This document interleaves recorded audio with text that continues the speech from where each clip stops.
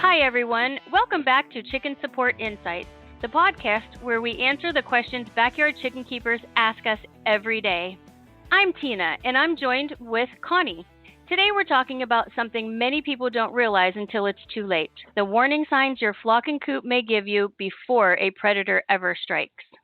That's right, Tina. Summer tends to bring more predator activity, and many of the questions we receive this time of year start with, I wish I had noticed sooner. Yeah, so today we're sharing the behaviors, the warning signs, and prevention steps that can help you stay one step ahead. Let's jump in.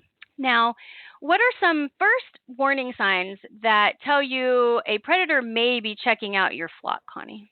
Well, I think one of the biggest clues is when a flock suddenly starts acting differently, even though nothing obvious has changed. They usually notice a predator long before we do. So you'll notice your chickens becoming unusually quiet.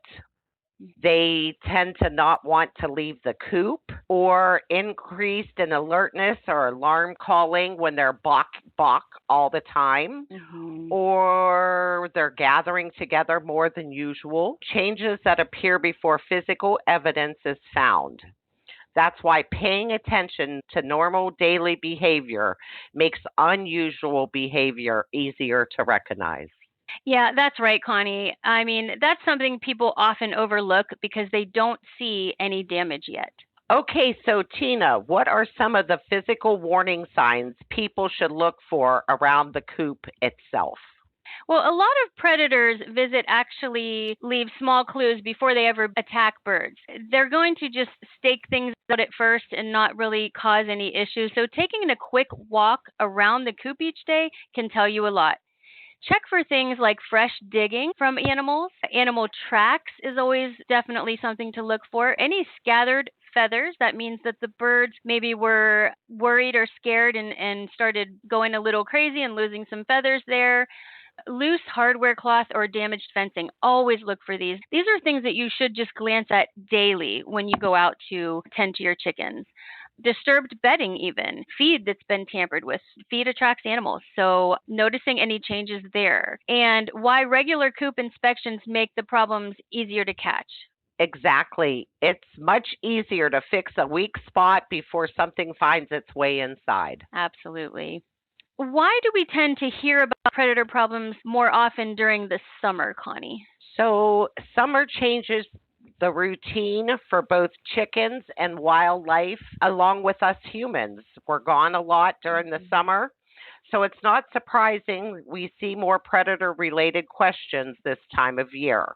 After a lot of animals have babies and the young predators are becoming more active, curious, the longer daylight hours, there's more backyard activity, birds spending more time outside, free ranging. And then all the predators are looking for food because of the shortages, especially with this hot weather right now. And that's why summer is a good time to reassess your coop security. And that's right. I mean, it's a great reminder that predator prevention isn't just something to think about in the wintertime. So, Tina, what are some of the prevention steps that actually work once you start noticing these warning signs?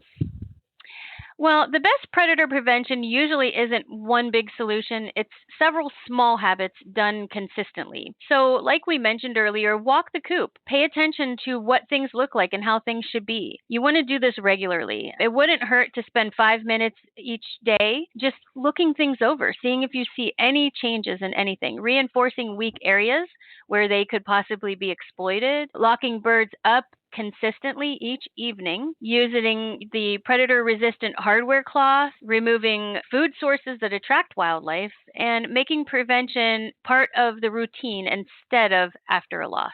Exactly, Tina. Most successful coop security comes from staying ahead of the problem instead of trying to fix it afterwards. Well, hopefully today's conversation helps you recognize some of the early warning signs your flock may already be giving you. Take a few minutes to observe your birds and inspect your coop regularly. It can make a big difference before predator pressure turns into a real loss. And if you have a chicken question you'd like us to answer in a future Chicken Support Insight episode, we'd love to hear from you. Have a chicken question for us? Leave us a voice message using the fan mail link in this episode's description on Buzzsprout. We listen to every message, and you might hear a question answered in the future episode of Chicken Support Insights. Thank you so much for listening, and we'll see you next time. Take care, everyone.